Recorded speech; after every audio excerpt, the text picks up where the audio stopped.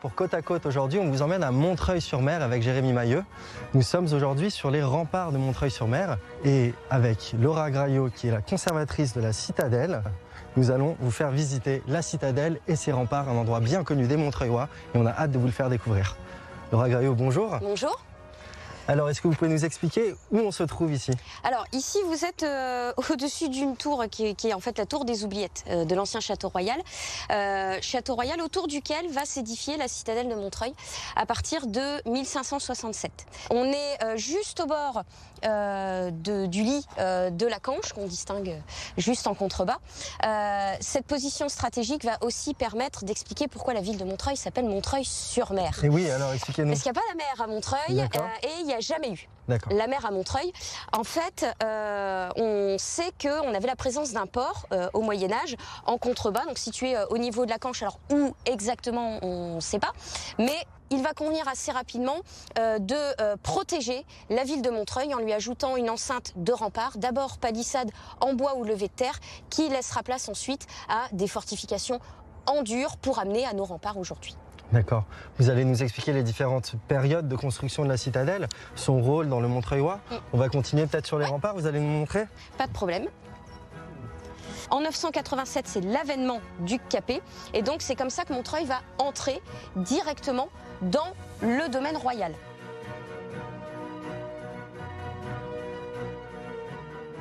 Alors ici, on est au-dessus d'une des tours du château, qu'on appelle la tour K, juste à côté de la tour des Oubliettes. On va avoir les deux tours d'entrée également qui sont encore visibles.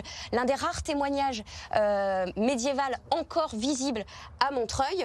Et on a juste en contrebas ici, vous voyez le puits du château. Le chemin de ronde qui va être construit après, mais qui va englober les murs, les courtines du château royal. Et autour de cet ancien château philippien va s'édifier en 1567 la citadelle de Montreuil.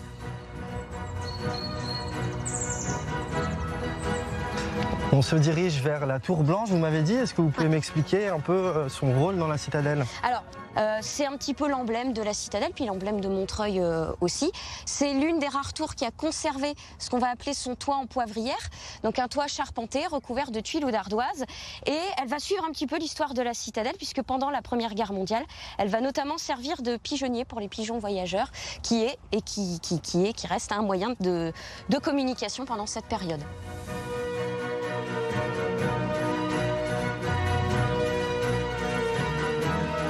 En fait, la citadelle de Montreuil, elle va être ouverte au public en 1927. Donc en fait, effectivement, bientôt, on va fêter les 100 ans de l'ouverture au public. Et puis, la citadelle de Montreuil, c'est un site classé monument historique.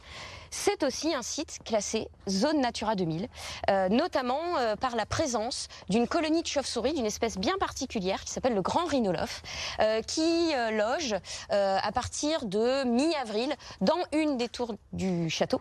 Et donc c'est juste derrière ce front est des remparts que nous avons eu donc en novembre 2023, je crois, l'effondrement de quasiment 40 mètres linéaires de remparts. On est sur un sol fragile qui vit, donc qui se fragilise avec le temps, c'est ça? Alors, qu'est-ce qui s'est passé? Le problème, c'est que comme il a plu énormément, l'eau a considérablement alourdi la terre, ces talus, et ce mur, ces tours qui à l'origine ne sont pas faits pour supporter un poids à l'arrière, pour la tour F, eh bien ça s'est traduit par l'affaissement de ce talus qui a entraîné l'affaissement d'un voûtin d'accès à la tour, ce qui peut aussi expliquer l'effondrement des remparts de l'autre côté.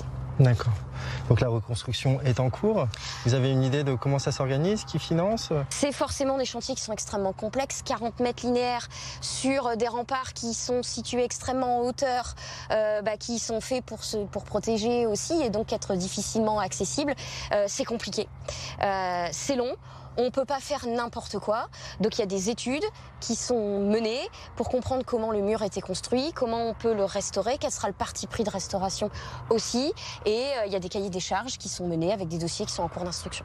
Aujourd'hui, le principal ennemi des fortifications, ce ne sont plus les armées de Charles Quint, ce ne sont plus les armées d'Henri VIII, c'est notamment la végétation. Végétation qui va pousser dans les murs. Alors la végétation, ce qui pose problème, c'est pas ce qui dépasse, c'est ce qui est dans le mur, notamment les racines. On va avoir coutume de dire que la végétation, c'est le prolongement naturel des fortifications. Si vous avez des arbres autour des remparts, c'est pas pour faire joli, c'est parce que ça avait aussi un intérêt militaire. Quand les arbres sont feuillus, ils vont cacher l'épanage de fumée des canons. Ce qui fait que quand vous êtes à l'extérieur, vous ne pouvez pas savoir d'où vient le tir. En plus, les murs font que le son va résonner. Ces arbres vont, en cachant l'épanage de fumée, voilà, participent aussi à la protection des fortifications. Donc la nature, elle est importante aujourd'hui, elle l'était déjà à l'époque, à partir du moment où elle est maîtrisée, contenue pour un intérêt, ici en l'occurrence stratégique et militaire. Donc une autre période historique importante ici et culturelle. Victor Hugo avait peut-être un attachement avec Montreuil-sur-Mer. Les Misérables ont un lien avec la ville aussi. Est-ce que vous pouvez nous raconter? Alors en fait, Victor Hugo vient à Montreuil en septembre 1837. On sait qu'il reste à peine une après-midi. Il fait un petit tour en ville. On sait qu'il rentre dans l'église de Montreuil. Il dessine par ailleurs les fonds baptismaux. Et il va envoyer une lettre à sa femme où il va décrire la ville de Montreuil. Même s'il n'y reste qu'une après-midi, la ville va quand même suffisamment le marquer pour qu'il y fasse passer toute la première partie de son roman, Les Misérables, à Montreuil. Donc c'est le lien entre Victor Hugo, Montreuil et la citadelle, puisque tous les ans, Le Son et Lumière, donc Les Misérables à Montreuil, devenus Juliette et Les Misérables, ont choisi cet écrin de verdure pour présenter Le Son et Lumière qui se déroule donc tous les ans, dernier week-end de juillet, premier week-end d'août. Et là, on est sur la scène du Son et Lumière qui implique plusieurs centaines de bénévoles chaque année. Dans le roman, on va retrouver des rues emblématiques de la ville de Montreuil. Allez, la plus importante, c'est peut-être la cavée Saint-Firmin, où va se dérouler ce qu'on va appeler la scène de la charrette, qui se retourne sur un monsieur qui s'appelle Fauchelevent. Jean Valjean va être le seul à réussir à soulever cette charrette. Donc à ce moment-là, il est maire de la ville de Montreuil, sous le nom de monsieur Madeleine. Mais quand il arrive à soulever cette charrette, c'est à ce moment précis que Javert va le reconnaître en déclarant « Je n'ai connu qu'un seul homme capable de faire cela. C'était un forçat du bagne de Toulon, Jean Valjean. » Voilà. Et donc la ville de Montreuil est en elle-même la scène, le théâtre des Misérables.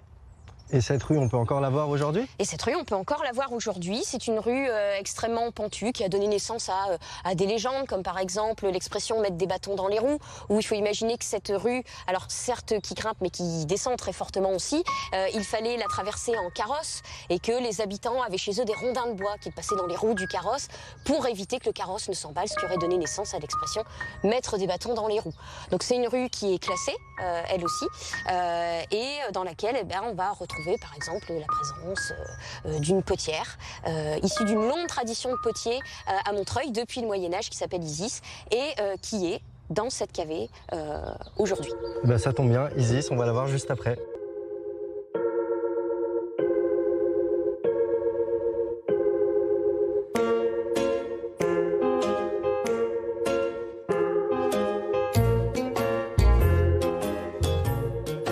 Bonjour Isis. Bonjour.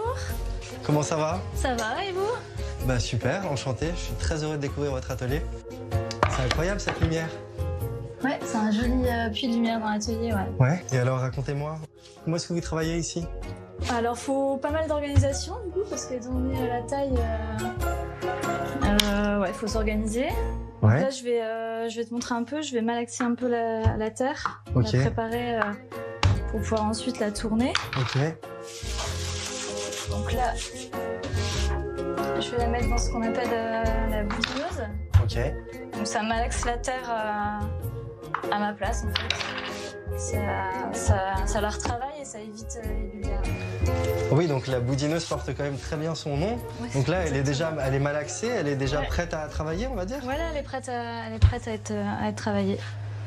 Donc, Et alors cette terre, justement, d'où elle provient? alors c'est une terre qui vient du Calvados. C'est la terre qu'utilisait mon père, avec qui j'ai appris la poterie. Donc ça, c'est les collections du coup de mon père. Ouais. Et donc là, je vais faire un pichet droit, donc vas-y. D'accord. Donc je prends les mesures.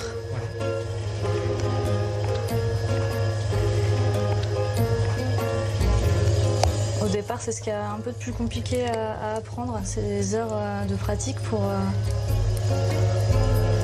réussir à avoir quelque chose qui reste vraiment central, quoi. Une bonne base. Ouais. D'accord. Donc du coup on monte plutôt droit. Ensuite après ça dépend de ce qu'on fait. Si on fait un bol, du coup on va plutôt arrondir par exemple, comme ça. Là, ça prend forme très rapidement en Voilà. fait. Donc je vais essayer de le redresser. Voilà. Donc là j'ai mon trusquin qui me permet d'avoir les mêmes hauteurs, même diamètre. D'accord. Un Pour truc. avoir des pièces qui se ressemblent quand même relativement. Et la poterie montreuilloise, à la base, c'était une poterie qui était plutôt artisanale, plutôt fonctionnelle. C'était des ustensiles du quotidien. Ouais, je pense de toute façon à la base la poterie c'était ça, c'était de l'utilitaire en fait. Ouais. Et moi c'est vrai que je fais de l'utilitaire en fait. Alors Isis, à vous voir travailler comme ça me donne vraiment envie d'essayer. Ah. Est-ce que vous pensez que Je c'est voulais possible? vous laisser mettre les mains dans la terre. Ouais. Bon bah je vais me retrousser les manches alors. Ouais. Peut-être qu'il vaut mieux que je me protège un peu. Ouais, il vaut mieux, ouais. Est-ce que tu veux que je te laisse lancer la boule pour tester tout On va tester. Et on y va alors. Donc la première Ouais. étape, tu mets... Donc là tu lances ta girelle. D'accord. Tu peux mettre tes mains pour prendre un peu. Voilà. Ok. Donc n'hésite pas à mouiller tes mains. Et puis alors quand tu vas lancer du coup ta boule, Ouais. tu la lances pour qu'elle arrive sur cette tranche-là, Ok. pas sur cette tranche. Ok. Il faut faire d'un coup Voilà. sec, Et du j'imagine. coup, il faut bien pour qu'elle puisse adhérer bien à la girelle. Ouais. Donc un coup sec et il faut que tu vises du coup Le pour qu'elle centre, arrive quoi. le centre. Comme des fléchettes. C'était pas top, j'ai l'impression. J'ai l'impression que C'est pas encore ça. c'est pas encore ça. Alors là, tu peux. Donc t'hésites pas. Ça paraît tellement facile quand tu le fais. Et du coup, t'es déjà en train de. C'est bien. Ah oui, je sais pas, je pensais. Peut-être je grille les Ah non, étapes. c'est bien. Pour l'instant, incroyablement difficile. Faut s'arrêter là avant que ça se. Je pense que c'est pas mal. Regarde, on va juste le terminer quand même. Ouais. C'est marrant de montrer mon résultat à côté des tiens. Et là, Si je le pose là, peut-être ça peut être une. hop. peut Donc être là, tu rigolo. peux le. Voilà. Je crois que j'y suis, Voilà. mais bon. Et là, on va faire un petit comparatif qui est Nickel. peut-être qu'il y a encore du boulot. C'est pas mal. C'est pas mal. Merci Isis, t'es vraiment gentil avec moi. Bon bah merci Isis pour ce premier cours de poterie presque convaincant. Ah bah tiens, Je t'en prie. prends le tablier avant d'oublier. Merci. Merci à toi. Merci Isis et à bientôt. À bientôt. Au revoir. Et donc ça fait partie du charme de la ville de Montreuil-sur-Mer, l'artisanat de la poterie. On va maintenant partir à la rencontre des habitants pour voir ce qu'ils pensent de leur ville. Ah bah c'est les remparts. C'est les remparts, c'est tout ce qui va avec. Enfin les promenades, les touristes qui viennent visiter les remparts, on en a beaucoup. Disons, c'est la tranquillité, le calme. La bonne humeur des gens, toujours le sourire et le partage. Voilà, entre amis.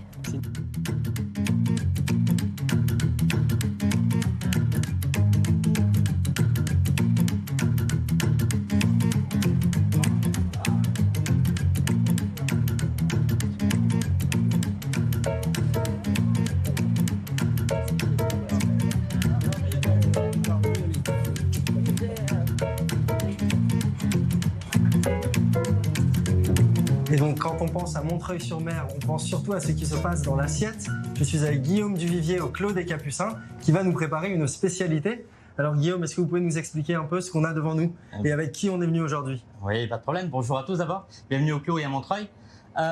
Aujourd'hui, on va la Saint-Jacques, la saison a démarré. Donc on va faire une petite recette à base de terre et mer, Saint-Jacques. On va parler de jambon, on va parler de raclette de Bourte, on va parler de beaucoup de choses. Je vais vous présenter les amis, parce que si on existe, c'est grâce à eux quand même. Il y a Isabelle de la ferme qui font leur jambon, ils élèvent leur porc, ils transforment leur porc eux-mêmes. Ils ont un magasin qui se situe à Tubersan. Vous avez Virginie, la ferme du Paty à Bourte, hein, qui fait donc ils ont des vaches et donc ils transforment leur lait ils font de la raclette, des pavés de Montreuil, ils font de la tome aussi. Voilà, et là on a la reine du mois d'octobre hein, qui dure jusqu'au mois de mars, il me semble. Et là nous avons Yann-Marie, voilà, et qui nous a amené tous ces beaux produits. Et donc tous ces produits, on va les retrouver dans l'assiette. Tout à fait. On va se mettre en cuisine. Voilà, on y va. Super. Allez, c'est parti. On y va. Par quoi on commence? On va commencer déjà par la purée de panais. Hein. On va déjà la mettre en cuisson avec du lard, avec des oignons, une pomme de terre. Donc ça, forcément. On peut le faire grossièrement. Voilà, grossièrement. Ouais. Le panais, il y a une saison, là, on est en plein dedans? Là, on est en plein dedans, voilà. Okay. C'est un légume d'hiver. C'est la famille de la carotte. Ensuite, on va mettre une petite noisette de beurre, parce que je pense que c'est important. Ici, on est dans le nord. Donc, on va faire suer légèrement les oignons. Ok. Voilà, on part en cuisson tranquillement. On va mettre les petits oignons d'abord. Et ça y est, ça commence déjà à chanter. Eh oui, il faut que ça chante.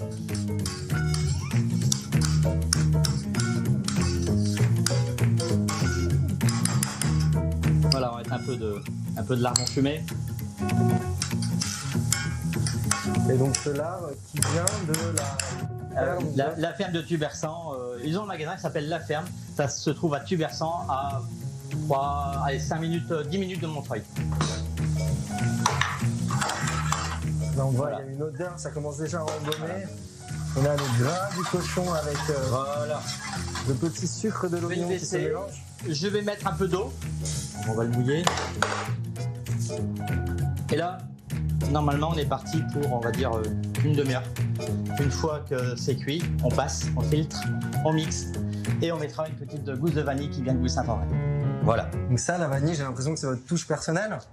On a tous des classiques. On apprend la cuisine, on apprend nos classiques. Après, on est chacun différent selon notre ressenti, selon nos humeurs, parce qu'un chef, ça a beaucoup de caractère aussi. Hein, et en fait, voilà, c'est selon l'air du temps, selon voilà quoi. Le goût du jour. Voilà. Super. Donc là, on a mis la vanille dans la purée. Je vois que la purée commence à bien somptuer. Et sans rigoler. Une explosion. Exactement. Hein, donc ici, on aime. Hein, on est quand même un pays où on aime la crème et tout ça, donc. Point trop d'en faut, mais il en faut. Naturellement. Voilà. Pendant ce temps-là, en fait, j'ai fait mes petites tuiles de raclette de Bourte. Ah ben voilà, il y a du vent. Oula. Ok, je vois que ça et sort. ainsi que le jambon pour faire mes chips. Voilà. Donc comme ça, on est prêt. Voilà, ça va commencer à être. Voilà, bah là on est bien. On est bien. Donc là, on va le retirer. Le jambon et le fromage. Le jambon, la tuile du ferme du Paty, le jambon de la ferme. Et voilà, et on va créer notre petit assemblage. On va d'abord cuire les Saint-Jacques au préalable et puis voilà. Et après, on va dresser. Bien. Alors, ça y est, on peut passer au dressage. On y va. C'est bon, on peut y aller? Oui. Vous avez faim? Allez, on peut y aller, là, ça y est. Allez, donc on a cette petite purée de panais, pardon, avec la vanille. On voit bien les grains de vanille qui se sont dispersés partout. Oui, tout à fait. C'est incroyable. Et puis ça sent bon la vanille, j'adore ça. C'est une épice qui est exceptionnelle. Voilà. Derrière, on va dresser ces petites Saint-Jacques.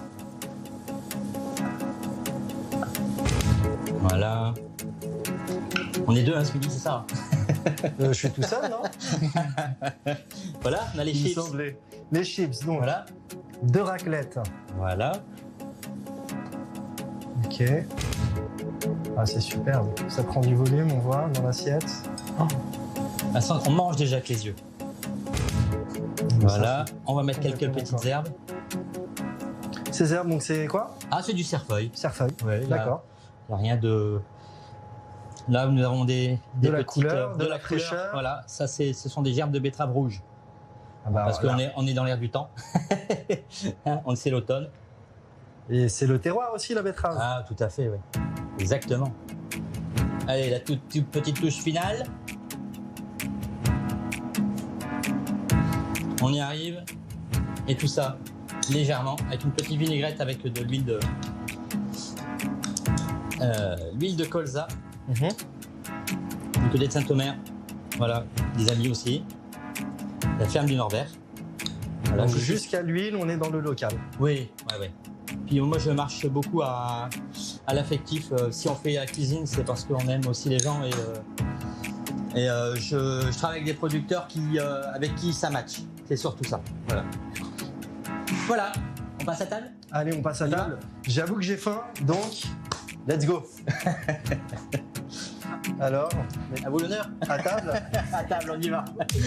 Allez. Bon appétit.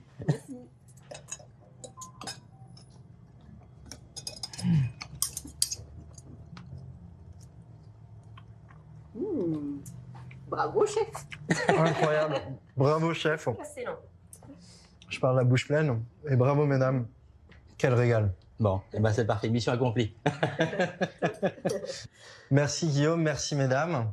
Avec Jérémy Maillot, on a passé un excellent moment à Montreuil-sur-Mer. On espère que vous aussi, prochainement, vous allez venir découvrir cette merveilleuse ville. Et on vous dit à bientôt sur Côte à Côte.